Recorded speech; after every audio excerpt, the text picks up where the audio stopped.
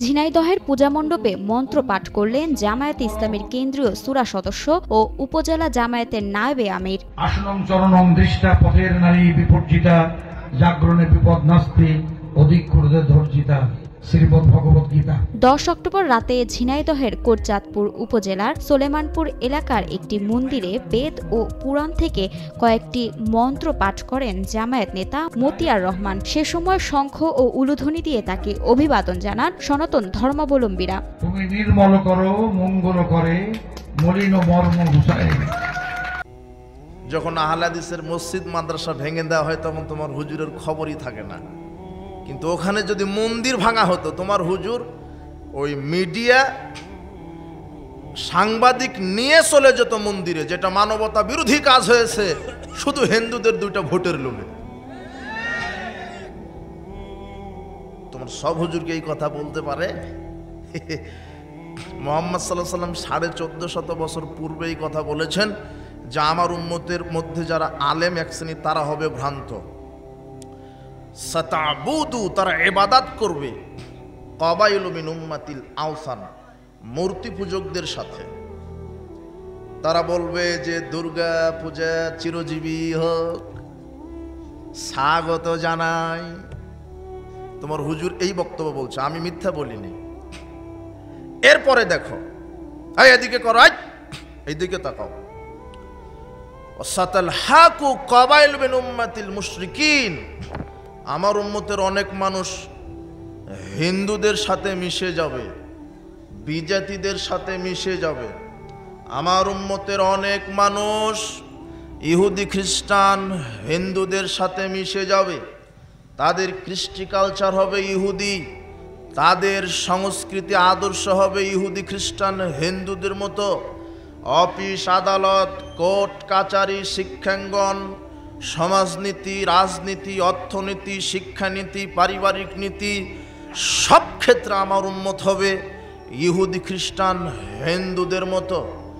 আব্দুল্লাহ ইবনে আমর রাদিয়াল্লাহু আনহু বলেন, নবী করিম সাল্লাল্লাহু আলাইহি ওয়াসাল্লাম বলেছেন, ইয়াতি আন্নাল উম্মতি মাতালা বানি ইসরাইল আমার উম্মতের ওই অবস্থা হবে যে অবস্থা ইহুদি খ্রিস্টানের হয়েছিল।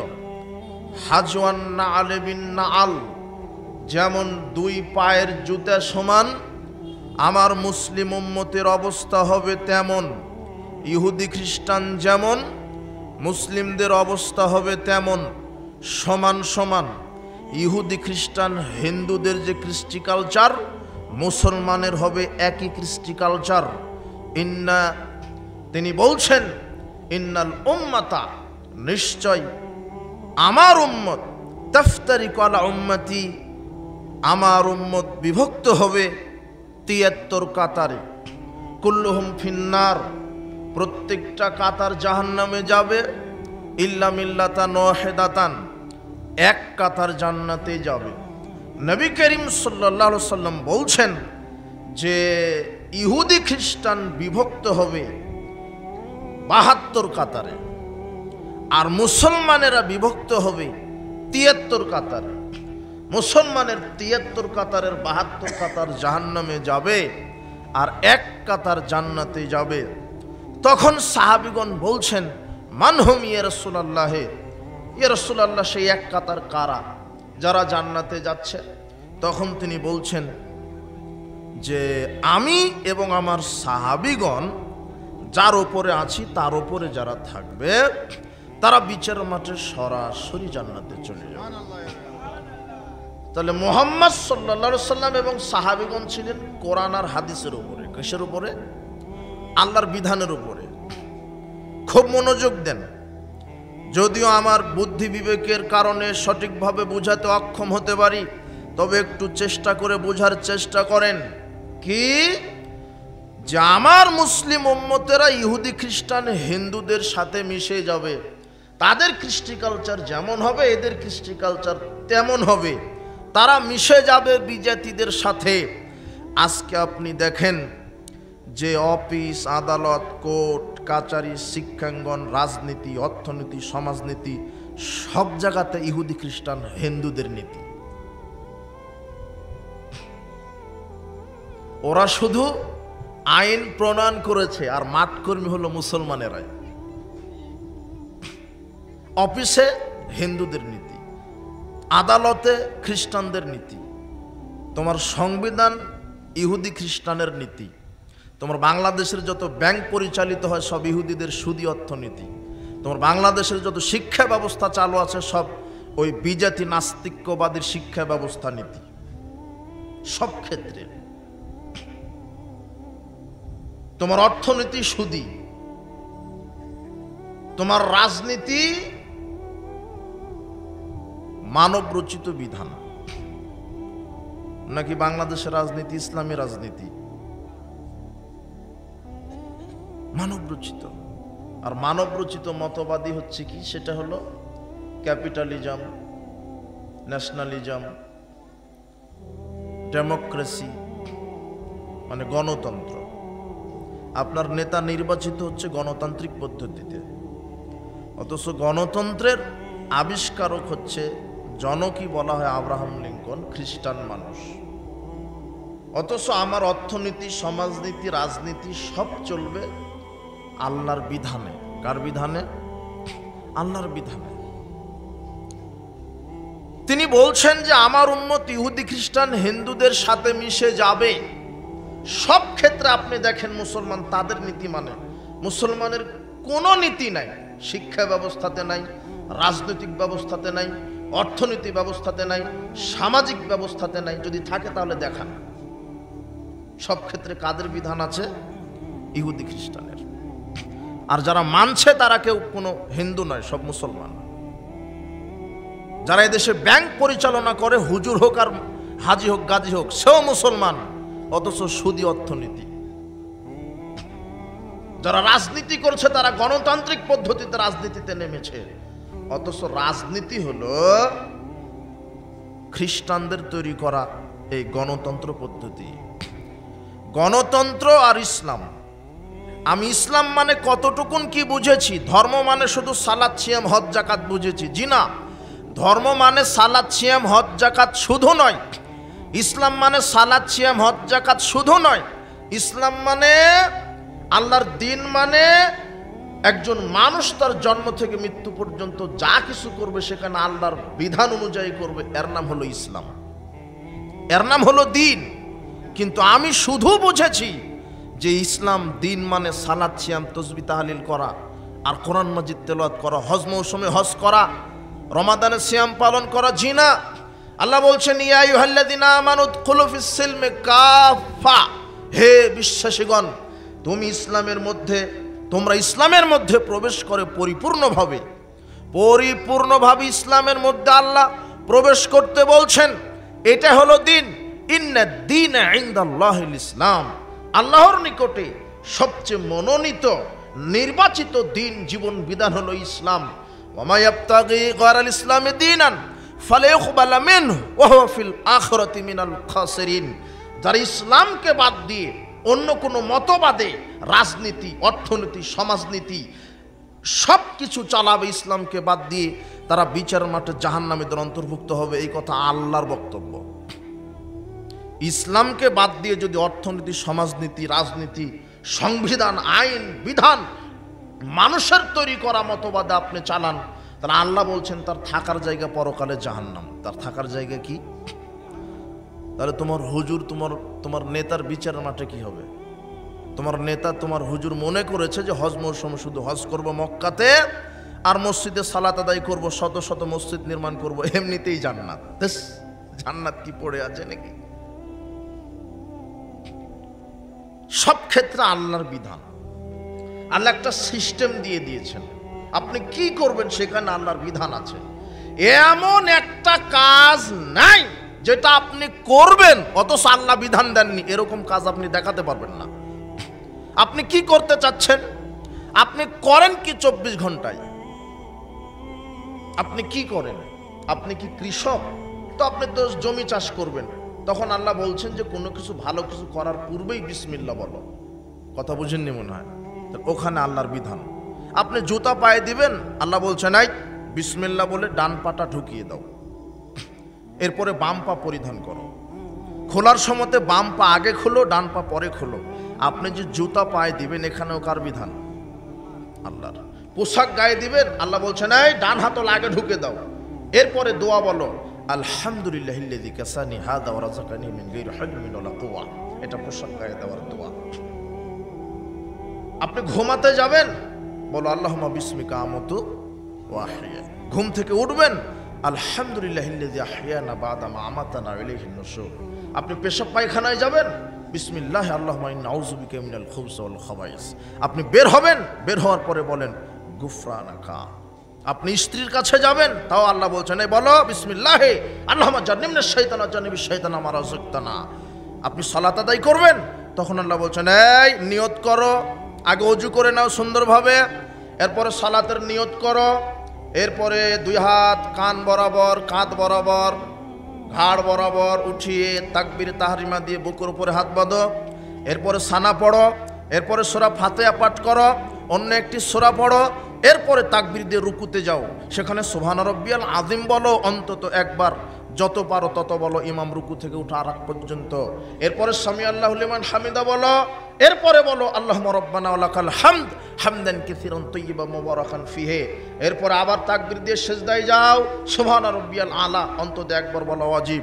এরপরে উঠো আল্লাহুম্মা গফিরলি ওয়ারহামনি ওয়াজবুরনি ওয়াহদিনি ওয়াআফিনি ওয়ারযুকনি, আবার সিজদা দাও, এরপরে উঠো বৈঠক করো, তাশাহুদ পড়ো, দরুদ পড়ো, এরপরে সালাম ফিরিয়ে দাও, আসসালামু আলাইকুম রহমতুল্লাহ, আসসালামু আলাইকুম রহমতুল্লাহ। সিয়াম রাখবে, শুভে সাদিকের আগে সাহারি খাও, সূর্য ডোবার সাথে সাথে ইফতার করো, ফায়সামূলক কাজ করো না, মাপ ওজনে কম দিও না, জেনা ব্যভিচার করো না, তাহলে সিয়াম হবে না।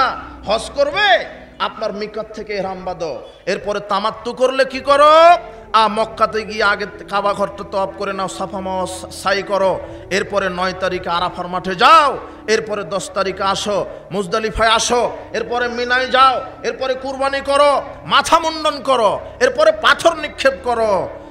যা কিছু করবেন সেখানে কে বিধান দিয়ে দিয়েছেন? আল্লাহ। কি করতে চাচ্ছেন আপনি, সেখানে আল্লাহর বিধান। কি করতে চাচ্ছেন? এখন আপনি শিক্ষানীতি প্রণয়ন করবেন, আল্লাহ বলছেন ইকরা বিসমি রাব্বিকাল্লাযী খালাক, আল্লাহর নামে পড়ো, মানে সিলেবাসই হবে কোরআন হাদিস। কথা বুঝেননি মনে হয়? আপনার সিলেবাস হবে কি? কোরআন হাদিস। আর এখন আপনি ক্লাস 1 থেকে মাস্টার্স পর্যন্ত কোরআন হাদিস নেই। দেখান কোথায় আছে কোরআন হাদিস? তোমার শিক্ষা ব্যবস্থা তৈরি করেছে kindergarten, play group, nursery group, যেখানে এক একটা নাস্তিক তৈরির ফ্যাক্টরি এক একটা। বলছে যে আমার ছেলেটা ক্লাস নার্সারিতে দিয়েছি, 3 বছর বয়স, ইংরেজিতে কথা বলতে পারে। হুজুর আমার ছেলেটা 4 বছর হয়নি, কম্পিউটারের সব ফাংশন জানে। হুজুর আমার ছেলেটা 6 বছর বয়স, মোবাইলের সব ফাংশন জানে। হুজুর আমার ছেলেটা এইবারেই বিসিএস ক্যাডার হলো। আমার ছেলেটা সচিব। আমার মেয়েটা ঢাকা বিশ্ববিদ্যালয়ে পড়ে। হুজুর আমার ছেলেটা ইঞ্জিনিয়ার, সব জানে, শুধু জানাজার দোয়া জানে না, শুধু সূরা ফাতিহাটাই শিখেনি, এক বদ্দা পানি দিলে অজুই জানে না, ও সব জানে। তোমার শিক্ষা ব্যবস্থা এরকম। ও কিন্ডারগার্টেন আমি বন্ধ করতে নিষেধ করিনি, প্লে গ্রুপ, নার্সারি বন্ধ হবে না, প্রাইমারি, হাই স্কুল, কলেজ বন্ধ হবে না, ওটাই থাকবে, বাগান ওটাই, কিন্তু গাছ পরিবর্তন করে সেখানে ইসলাম, আকীদা, তাওহীদ, শিরক, বিদআত, বিমুক্ত আকীদা, মানহাজ, পরকাল, রিসালাত, তাওহীদ ভিত্তিক শিক্ষা ব্যবস্থা কায়েম করলেই চুরি, সুদ, ঘুষ, দুর্নীতি বন্ধ হয়ে যাবে ইনশাআল্লাহ। কথা বুঝেছেন? ওটাই থাকবে, বাগানটা ঠিক থাকবে, কিন্তু গাছ পরিবর্তন করে দিতে হবে। শিক্ষার কারিকুলাম, সিলেবাসটা চেঞ্জ করে দিতে হবে, ওখানে কোরআন সুন্নাহটা প্রতিষ্ঠা করতে হবে, তাহলেই দেশ শান্তি পাবে। কিন্তু এই নাস্তিক্য শিক্ষা ব্যবস্থা যতদিন কায়েম থাকবে, কলেজ বিশ্ববিদ্যালয়গুলি থেকে বের হবে বড় বড় সন্ত্রাস, দুর্নীতিবাজ। এখন যার ডিগ্রি যত বড়, তার চুরি করার ধান্দাও তত বড়। মেম্বার একটা স্বাক্ষর দিলে 5-10 লক্ষ টাকা চুরি করতে পারে, চেয়ারম্যান একটা স্বাক্ষর দিলে 2 কোটি চুরি করতে পারে, এমপি একটা স্বাক্ষর দিলে 500 কোটি চুরি করতে পারে। আরে তাই তো পিয়ন 400 কোটি টাকার মালিক। তুমি বুঝো না? এখন চোর ডাকাত তৈরি হয় স্কুল কলেজ থেকে, যে যত বড় ইঞ্জিনিয়ার সে তত বড় জানোয়ার। যে যত বড় ডাকাত সে তত বড় বাটপার, যে যত বড় ডাক্তার সে তত বড় বাটপার। ডাক্তার তৈরি করেছেন আপনার ছেলেকে, ইঞ্জিনিয়ার তৈরি করেছেন, লন্ডনে পড়ান, ক্লাস 1-এ যখন পড়ে 6টা প্রাইভেট, ক্লাস 10-এ যখন পড়ে প্রত্যেকটা সাবজেক্টে প্রাইভেট, বিশ্ববিদ্যালয়ে চান্স নিতে হবে প্রত্যেকটা সাবজেক্টে 2বার করে প্রাইভেট, সব ঠিক আছে, লন্ডনে পড়েছে, ইঞ্জিনিয়ার ডাক্তার হয়ে চলে এসেছে। ও ইঞ্জিনিয়ার হয়ে বাংলাদেশে এসেছে মানেই রড সিমেন্ট খোয়া আপনার বালি ইট সব চুরি করার ধান্দাতে ইঞ্জিনিয়ারই শিখেছে। সরকার বলে দিয়েছে যে ওই যে রাজশাহী থেকে দেলোয়াবাড়ি পর্যন্ত রাস্তা করতে হবে 5,000 কোটি টাকা বাজেট, এই জানোয়ার নামের ইঞ্জিনিয়ার 3,000 কোটি টাকা খাইছে, 2,000 কোটি টাকার কাজ করে দিয়েছে। তাই তো আপনার রাস্তা 10 বছর যাওয়ার কথা 2 বছর যায় না। আর এমবিবিএস যে ডাক্তার, যে যত বড় ডাক্তার সবচেয়ে বড় বাটপাড়ো সিটার। এই ছেলে তুমি তোমার বাপকে নিয়ে গেছো ডাক্তারের কাছে, শুধু বলেছো আব্বার মাথা ব্যথা ঘুমায় না, 10টা পরীক্ষা দিয়েছে। কয়টা? 10টা। 10 দুগুণ 20,000, শুধু পরীক্ষাতেই 20,000। এরপরে প্রেসক্রিপশন করতে বসেছে তোমার ডাক্তার, লিখেছে ওই ওষুধ ওই কোম্পানি, ভালোভাবে জানে যে তোমার বাপের কোন ওষুধে ভালো হবে।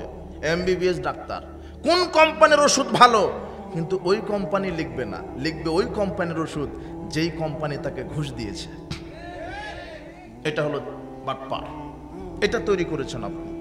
স্কুল কলেজ বিশ্ববিদ্যালয় ওই আপনার ডাক্তারি এগুলোতে এগুলি শেখানো হয়। তাই বলে আপনার ছেলেকে ইঞ্জিনিয়ার হতে নিষেধ করিনি, ডাক্তার হতে নিষেধ করিনি, সচিব হতে নিষেধ করিনি, এমপি মন্ত্রী হতে নিষেধ করিনি। আপনার ছেলে ডাক্তার এমপি মন্ত্রী হবে, তবে শিক্ষা সিলেবাস কারিকুলাম থাকবে কোরআন হাদিস। যে যত বেশি কোরআন জানবে সে হবে একটা প্রাইমারির হেডমাস্টার, যদি কোরআন না জানে তার হেডমাস্টার হওয়ার যোগ্যতা নেই। এটা হবে সংবিধান। কথা বুঝেননি মনে হয়। কলেজের প্রিন্সিপাল হবে যে কোরআনের হাফেজ, যদি কোরআনের হাফেজ না থাকে তাহলে সে প্রিন্সিপাল হবে না। বিশ্ববিদ্যালয়ের ভিসি হবে মুফতি সাহেব, যদি মুফতি না হয় তাহলে সে বিশ্ববিদ্যালয়ের ভিসি হবে না। এটা হবে সংবিধান। তাহলে কি হবে?